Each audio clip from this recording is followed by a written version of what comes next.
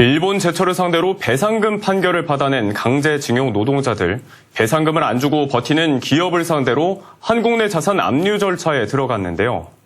일본 제철이 주식 압류를 피하려고 법원에 즉시 항고를 제기했지만 대구법원은 기각했습니다.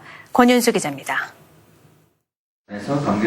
대법원은 일본 강점기 강제징용 피해자 4명이 일본 제철을 상대로 제기한 손해배상 청구 소송에서 2018년 10월 1억 원씩 위자료 판결을 확정했습니다. 비슷한 시기 피해자 1명이 따로 소송을 진행해 역시 대법원으로부터 1억 원의 위자료 판결을 받아냈습니다. 이들이 법정 투쟁에 나선 건 1997년, 대법원 판결까지 21년이 걸렸습니다. 피해자 5명 가운데 4명은 이미 세상을 떠났습니다. 유일한 생존자인 이춘식 할아버지. 오늘 나 혼자 나와서 이렇게 내가 많은 슬프고 눈물이 많이 나고 멍청이고 울고 싶고 많이 아프고 서운하다고. 이 할아버지와 고인이 된 4명의 가족은 배상금을 끝까지 받아내기 위해 포항에 있는 일본 제철 소유의 주식회사 P&R 주식을 대상으로 법원에 압류를 신청했습니다. 2019년 1월 대구지방법원 포항지원은 압류를 승인했고 송달 절차를 진행했습니다. 하지만 일본이 계속 서류를 돌려보내 결국 공시송달이 진행됐습니다.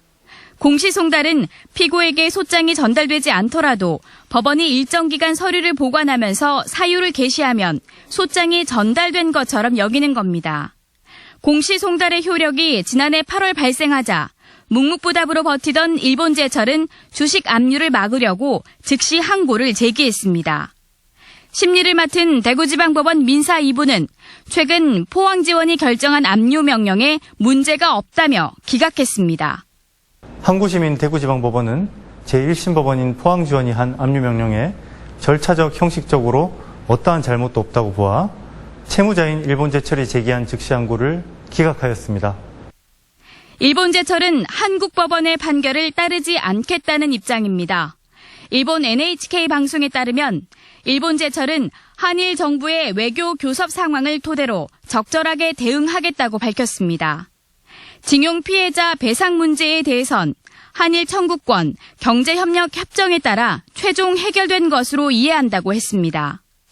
일본 제철의 주식 압류가 가능해졌지만 현금화하기 위해선 절차가 더 필요합니다.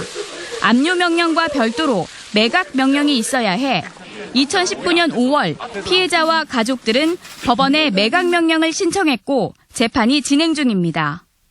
한 걸음 나아가기에 몇 년씩 걸리고 한일 간 외교 문제까지 걸려 있어 강제징용 배상의 길은 멀고도 험난하기만 합니다. MBC 뉴스 권윤수입니다.